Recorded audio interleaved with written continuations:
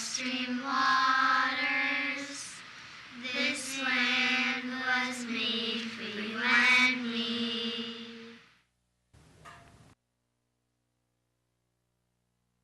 Welcome to Klein Tours, Trips and Tips. I'm Allison Klein Sherman, and today we're going to be exploring the Bryn Athyn Historic District.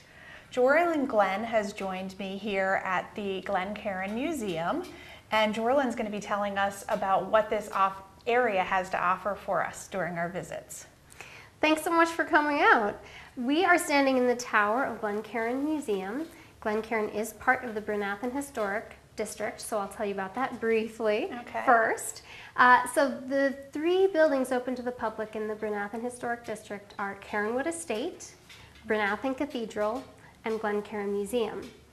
Cairnwood Estate is the oldest building in the district. It was built between 1893 and 1895 as the home of John and Gertrude Pitcairn.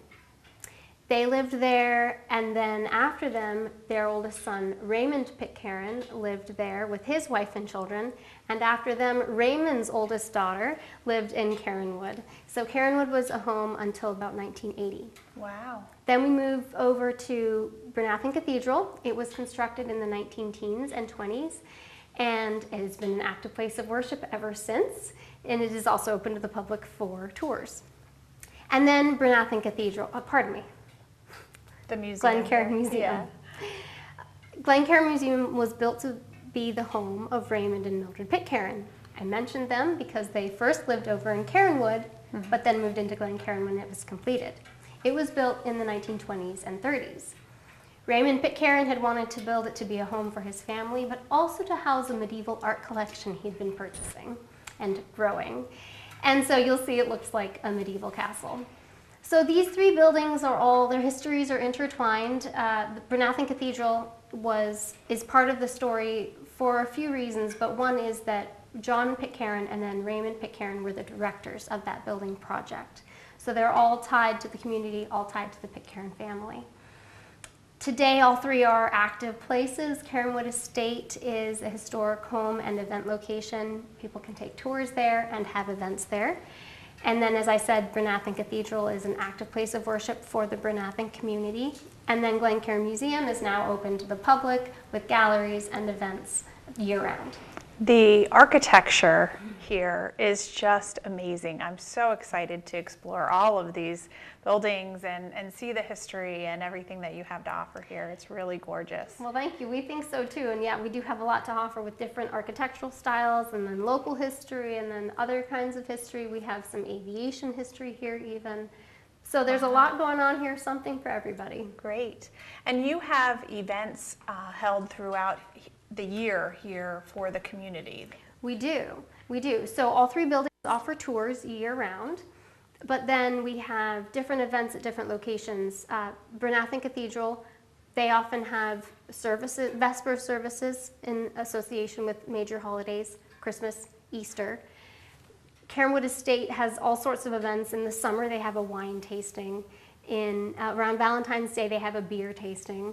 And then Glencairn Museum, we have festivals that highlight our galleries and artisans, and we have guided tours and we have workshops for families. There's a lot going on all the time. Great. I can't wait to see everything. We're now in the Egyptian Gallery at Glencairn Museum. Tell me a little bit about this. So this room was a bedroom for some of the daughters when this was a home, but now it is our Egyptian gallery.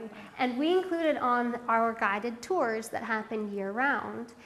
This tells multiple stories. It talks about ancient Egyptian life and religious beliefs, but we can also tell a little bit about the story of the home and the museum here. Some of these objects were the first objects that belonged to the museum. It actually started as the Academy of the New Church Museum, but now it is part of the Glencairn Museum collection. Wow, and it's amazing to see all of these pieces and the story that they tell. We think so, and there's all sorts of stories in here about Egyptian gods and goddesses, how they behaved and lived in the afterlife, how people prepared in this life for the afterlife. it does focus on the religious beliefs of ancient Egyptians. Great, thank you. We're now in the Great Hall, and it is just spectacular. The stained glass windows, the architecture, the wall, everything in here is beautiful. Well, thanks. Yeah, there's a lot to see in this space. A lot of this art that you see here was built into the building when it was built to be a home, and Raymond Pitcairn very specifically placed the objects you see here. But also right now we have a World Nativities exhibition on display. We have a World Nativities exhibition every year in December and into January. This year it runs through January 7. We're open almost every day. We're closed Christmas Eve and Christmas Day. But we are here for people to come and see nativities, hopefully in a new way, in an exciting way, a way that brings the Christmas story to life for them. They are very beautiful, and there's so many different depictions that I'm seeing that are just phenomenal and intricate and amazing. Yes. And we'd love to bring our tour passengers and our groups here to experience this. And one thing that's important to keep in mind is you don't want to wait until December to make your reservations. This is a popular place to come and visit, and we were fortunate enough to come during the time when you're closed so that we could have this time to ourselves. But it is a very highly visited place. It is indeed. So during the summer months, that's when you want to think about making your plans for your holiday destination, family plans, group travel. Contact our office and we'll get you scheduled in here. Make sure you do it early enough though. Yes, definitely. We are definitely booked up with group tours this season. Great. It's good for both of us. Yes, yes, it's wonderful. Good, good. So how did this nativity tradition begin here? So one of our nativities on display this year was a Pitcairn family nativity. And Raymond Pitcairn had it commissioned in the 1920s for his family. It's a 3-scene nativity. It shows the standard creche scene with the Holy Family, and then it also shows the angels appearing to the shepherds, and then the wise men seeing the star. That nativity was on display in the Pitcairn's home from the year it was made until today. Wow. So we know that the Pitcairn family loved their nativity and displayed it every year. The mission of Glencairn Museum is to be a common space for people to come and talk about and learn about religion, Christian religion, but religions from around the world as well. So putting those two things together, we get the World Nativity exhibition. Every year we always have multiple countries on display in different nativity settings. And this year we have 40 nativities and 20 countries represented within those nativities. So someone can come and see different stylings for nativities from African countries, from South American countries, and then as locally as Bryn, Athyn, and New Jersey. Wow. And this area of the home, when it's not exhibiting all of these nativities, is really true to how the home was set up when they were living here. Is that correct? Exactly. This is basically their living room. They did use it every day like we would use our living rooms today. So we do want to show people when they come here what it was like when it was a home, as well as seeing some of the museum galleries. This space is also used as a concert hall year-round. The furniture you see is removed and chairs are installed, and the stage is in the archway in the center of the room. And so we have a variety of concerts throughout the year. It's beautiful. Thank you for sharing Glencairn Museum with us, us, and we're looking forward to seeing more of Bryn Athyn. Yeah, let's go. All right. We are now in the playroom at Cairnwood Estate, and there's a beautiful exhibit going on right now, as well as the Christmas decorations. Tell me a little bit about what's going on here now. Sure. Yeah, so this was the playroom when this was a home, but now an exhibition is installed here that has artifacts relating to the families that lived in Cairnwood. That's here year-round, but right now there's more with the tree and some clothing on display. During the Christmas season, this Christmas season, they do have a clothing display that this year is called Fantasy and Flair, 3 Generations of Cairnwood Fashion. And it mainly shows dresses that the women of Cairnwood wore through the years. But there are some other things as well. As you can see here, some children's clothing. So it's a great exhibition to check out during the holiday season. It's really an interesting or a neat way to take a step back in time and see what they wore also.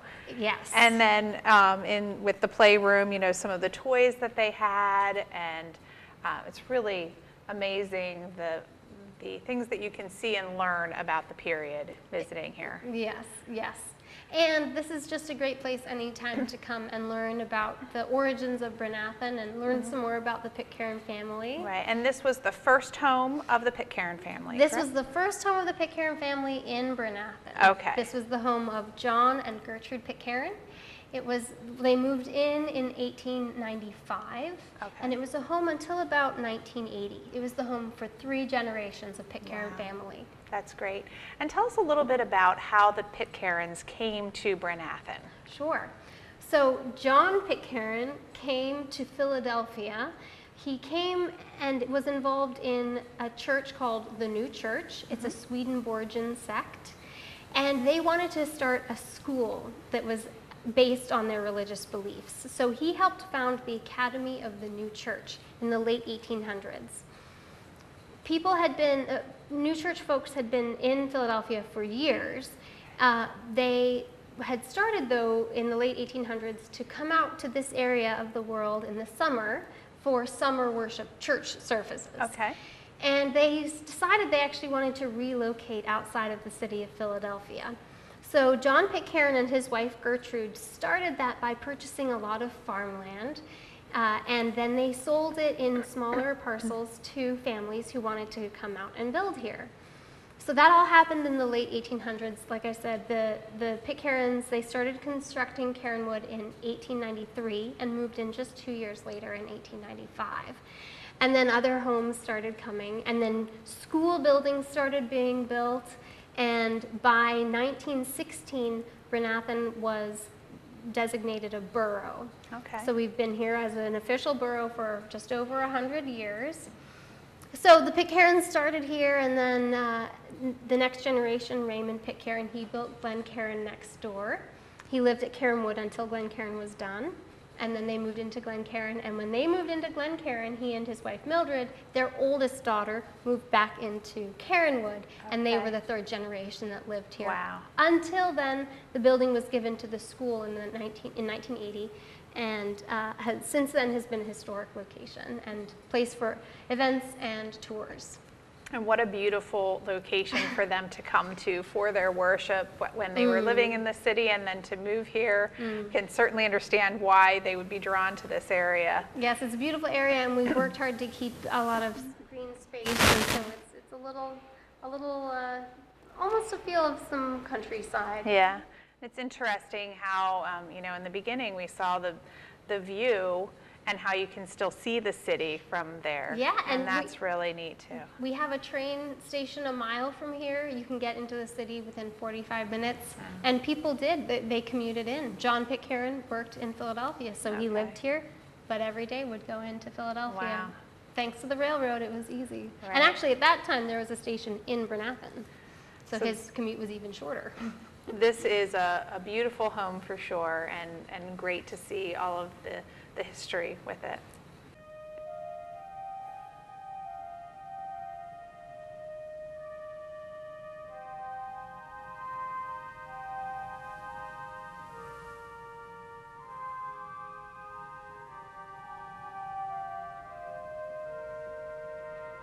We are now in the beautiful Bryn Athyn Cathedral. It is just lovely in here.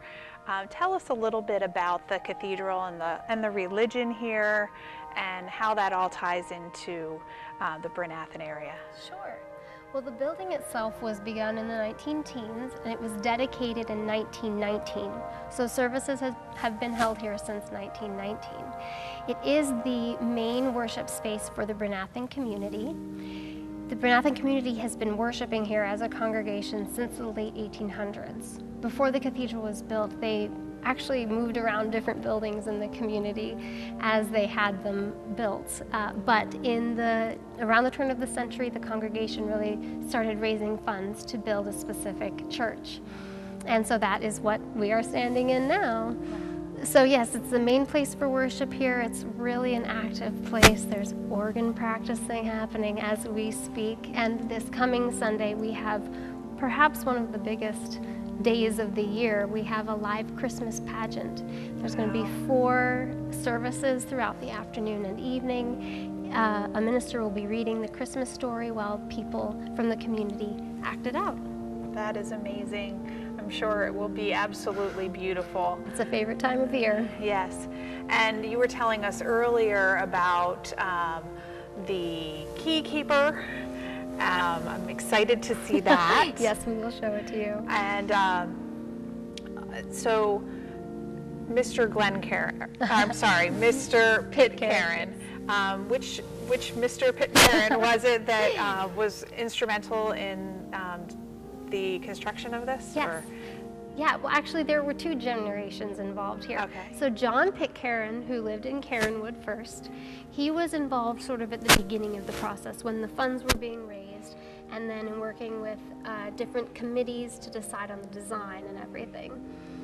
He actually passed away in 1916, so only a few years after ground was broken for the cathedral. Okay.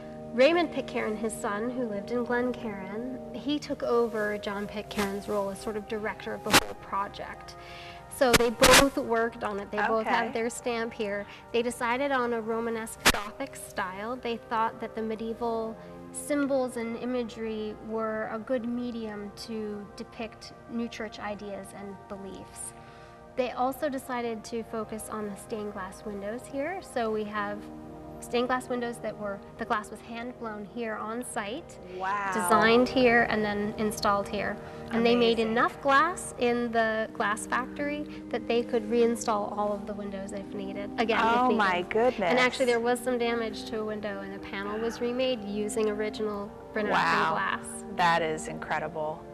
So this is part of the experience of visiting Bryn Athyn, and it is a group-friendly destination in that we've had a little taste of it today, and Yes. A sampling. There's many things that we've seen, or that I have seen today, that were not included, and that we would love to bring groups to come and see. Mm-hmm. And when coming as a group, how does that work? What is your experience like as a group? Yeah, well, thanks. So to start at the beginning of a group experience, first they would work with you to set it up, set a day, and set up a visit to all 3 buildings. Depending on the size of the group, we will split the group into smaller groups, and they'll take turns seeing each of the buildings, but everyone will see every building. So some people might start in Cairnwood, and then move down to the cathedral, and then move up to Glencairn, and then we would just swap throughout the day. Okay. But every group tour will see highlights of each of the buildings, galleries and family spaces in both Cairnwood and Glencairn. And then here at Bryn Athyn Cathedral, they actually get to spend most of their time here in the nave, where they get to talk about the history of the building and see the stained glass windows and some of the other carvings and artwork that were made for this space. We're now in the social hall of the Bryn Athyn Cathedral. It's really a beautiful room, decorated nicely for the holidays. And tell me a little bit about this beautiful piece of furniture, which has some amazing importance. Yes. Yes, so this is a hand-carved cabinet. We refer to it as the key cabinet because it holds a lot of keys. Every door in the cathedral that needs a lock has its own key, and this stores it. We use the keys regularly, so it's in this main space, it's kept locked, but it's in this main space for easy access. Okay. There's imagery on it from the Bible. And I love at the top here, it says, "And the key of the house of David will I lay upon his shoulder." Yes.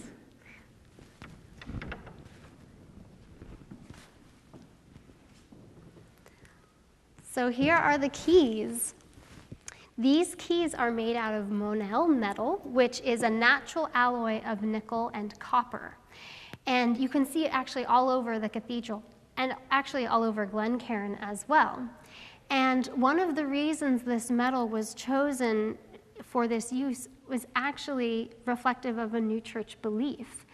The idea that everybody is individual, you can see each key is different, and that doesn't just apply to the metal work, it applies to everywhere. Doorknobs are different, carving is individual.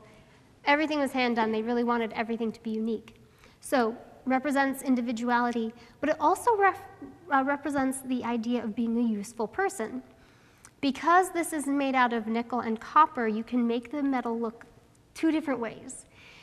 Right now it looks pretty silver. As this metal is used, it gets shiny. The silver comes out, and you could look at some of the doorknobs, and there's really shiny doorknobs. And it's sort of reflective of the idea of person becoming a better and better person throughout their lives, just getting a little bit more shiny as they try to be a better person. The other thing that happens when it's not used, the copper comes out and it gets this beautiful green patina. It's still really beautiful, but it's not necessarily as shiny and polished as a person doing good things would be versus a person who wasn't trying to make anything of their life. Okay. So that is a material that sort of reflects some ideas of how the church teaches that we should live our lives. And during a visit here to the cathedral, you learn more about the history and beliefs here. Yes, the tour does talk about the church itself as well as the building, and every visitor gets to see these keys for themselves. That's great. Thank you so much for sharing. We're now standing in front of Cairnwood and Glencairn behind us on the hill. Thank you so much, Jorlyn, for joining us today and for showing us around this historic district of Bryn Athyn. It's really been beautiful and a lovely day. Thank you so much for coming out. Thank you. So my tip for today is spend time with your family and friends this holiday season. Enjoy one another and talk about what kind of experiences you're going to have with your family and friends this coming year. Think about where you might want to go and create those memories next holiday season, and give us a call in the summer months to get your plans set. Thank you so much for joining us. I'm Allison Klein Sherman for Klein Tours, Trips and Tips.